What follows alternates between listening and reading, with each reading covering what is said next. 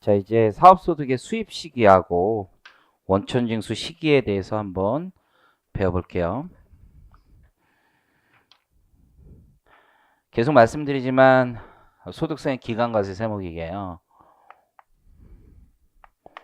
그래서 어느 과세 기간에 수입되느냐, 어느 과세 기간에 경비로 인정되느냐 굉장히 중요한 거죠. 그래서 1월 1일부터 12월 31일까지를 과세 기간으로 하니까 그 수입 시기와 관련된 문제가 가장 중요한 것 중에 하나죠. 법조문은 수입 시기라고 했지만 경비도 이때라고 생각을 하시면 돼요. 우리 세법의 대원칙은 뭐냐면 법인세든 소득세든 마찬가지예요. 언제 수입되는 거냐면 언제 경비로 인정되는 거냐면 권리 의무 확정주의라고 불러요. 말이 어렵죠. 그래서 여러분 평생 마음에 두고 살아야 되는 단어예요. 권리 의무 확정주의. 자, 권리 의무 확정주의라는 말이 어떤 뜻이냐라고 한번 예를 들어 볼게요. 자, 내가 X 1년에요. 물건을 인도했어요. 동산을. 부가세법에서 이때를 공급시기로 봤었잖아요. 그렇죠? 인도했는데 외상으로 팔았어요. 그리고 X 2년에 현금 결제 받았어요. 그러면 담세력, 납부 능력 이런 측면에서 봤으면 세금을 언제 낼 수 있는 거야? 현실적으로 봤을 때. 돈을 받아야 낼 수 있는 거 아니에요? 그러면 현금을 받은 이때를 귀속 시기로 보자 라는 주장도 있을 수 있고, 아니다. 외상으로 팔았으면 내가 채권이 생겼고 그것은 돈을 받을 권리가 확정되지 않았느냐 라고 생각할 수도 있어요. 자, 나라마다 법은 달라요. 사실 우리 법은 언제를 하냐면 외상으로 판매한 시점을 수입 시기로 봐요. 즉 권리가 확정된 시점. 그래서 권리 의무 확정주의에서 권리라는 건 수입과 관련된 거죠.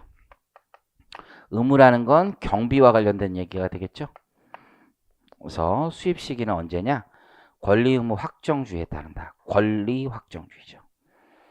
말은 쉽지만 굉장히 어려운 얘기예요. 아주 어려운 얘기예요. 물론 소득세법 시행령이나 법인세법 시행령, 대통령령에는 좀 더 구체적으로 거래 형태별로 수입 시기를 규정하고 있긴 해요. 하지만 그거보다 더 중요한 건 권리 의무 확정주의예요. 이해하시겠죠? 예를 들어서 내가 외상에 팔았어요. 근데 이 금액에 대해서 상대방이 소송을 걸었어요. 나 이거 못 주겠다. 팔자마자. 그러면 우리 법은 시행령은 외상 인도한테 수입시키지만 대법원 가면 딴 얘기할지 몰라요. 더 큰 법리가 뭐야? 권리 의무 확정주의죠. 청구권이 내가 꼭 있다라고 얘기할 수가 없단 말이에요. 그죠? 왜냐면 소송이니까 내가 못 받을 가능성도 있단 말이에요. 이해하시겠죠? 그래서 권리 의무 확정주의에 따라서 상당히 어려운 문제가 있다. 그러면 권리 확정주의는 언제냐라는 건데요. 우리 대법원에서는 이렇게 표현하고 있어요. 소득의 실현 가능성이 상당히 높은 때. 이 말은 평생 또 기억하고 있어야 돼. 소득의 실현 가능성이 상당히 높은 때. 도대체 어쩌라는 거예요. 이 말을 듣고 여러분 이해가 됩니까? 안 되죠. 저도 안 됩니다. 구체적 개별적 사안별로 판단할 수밖에 없어요. 하지만 대전제는 여기서 출발한다. 소득의 실현 가능성이 꼭 실현돼야 돼요? 아니죠. 실현 가능성이 상당히 높은 때 일단 수입 시기는 온다는 거예요. 그럼 외상으로 판매했으면 상당히 높은 수준이라고 얘기할 수 있는 거란 말이에요. 그래서 이게 소득의 실현 가능성이 상당히 높을 때 지금 이게 권리 확정주의와 관련된 내용이에요. 근데 경비는 조금 더 복잡한 문제가 있어요. 경비는 내가 외상으로 물건을 샀어요. 그러면 줄 의무가 있죠. 그러니까 비용 맞는 것 같은데요. 이게 재고래요.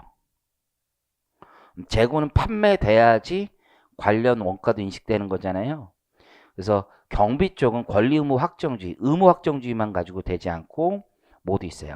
수익, 비용, 대응도 함께 고려해야 돼요. 그래서 회계 원리 배우면 맨 처음에 기간 비용 이런 거 배우죠. 그래서 우리가 광고 선전비 같은 거 줬어요. 그런 건 기간 비용으로 단기 모두 의무가 확정된 시점에 비용 처리하면 돼요. 하지만 재고 자산을 샀다라고 하면 이것은 물건이 팔릴 때 비용 처리하면 돼요. 세법도. 그냥 자산을 샀어요. 유형 자산. 바로 비용 처리하는 게 아니죠. 감가상각을 통해서 비용 처리해야 된단 말이에요. 그래서 이런 기간 대응이나 혹은 수익 비용 대응의 원칙을 반영해서 경비는 처리해야 된다.